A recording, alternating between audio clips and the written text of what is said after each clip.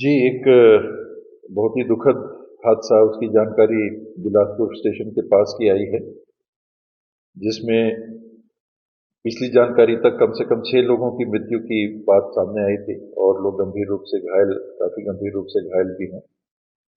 एक मालगाड़ी में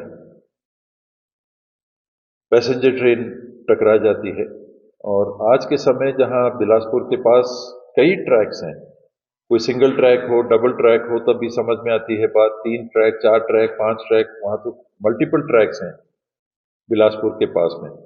वहां इस प्रकार का हादसा हो जाना ये बहुत बड़ी लापरवाही है और रेलवे विभाग में लगातार देश के अलग अलग क्षेत्रों से ये जानकारी आती रहती है कि हादसे होते जा रहे हैं, लोगों की मृत्यु उन हादसों में होती चली जा रही है। कहीं कोई ठोस कार्रवाई किसी के ऊपर होती हो ये समझ में नहीं आता। तो जहां आज मृत हमारे नागरिकों के प्रति हम गहरी संवेदना व्यक्त करते हैं, सांत्वना उनके परिवारों को देते हैं, वही समय आ चुका है कि शास्त्री जी की तर्ज पे रेल मंत्री जी नैतिकता के आधार पर इस्तीफा अब दें। जब कोई काम अच्छा होता है, कुछ काम अच्छे भी होते हैं, वो कहते हैं कि हमने किया।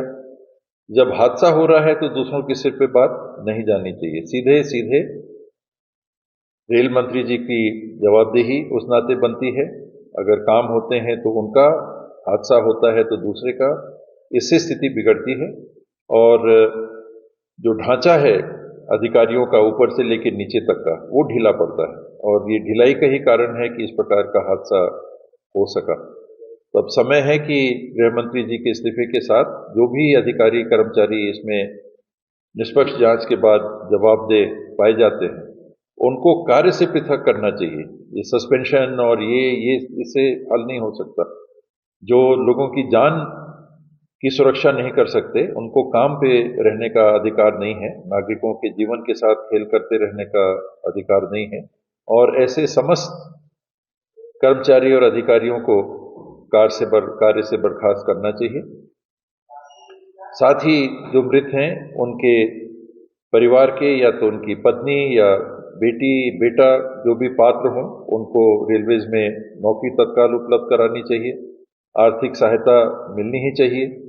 जो घायल हुए हैं उनकी देखभाल हो ही रही होगी, लेकिन कहीं कोई चूक ना हो उसमें, अच्छे से अच्छे स्वास्थ्य केंद्र में उनको पहुंचाया जाए, उनको भी उचित आर्थिक सहायता उपलब्ध कराई जाए। ये सारे काम तत्काल होने चाहिए।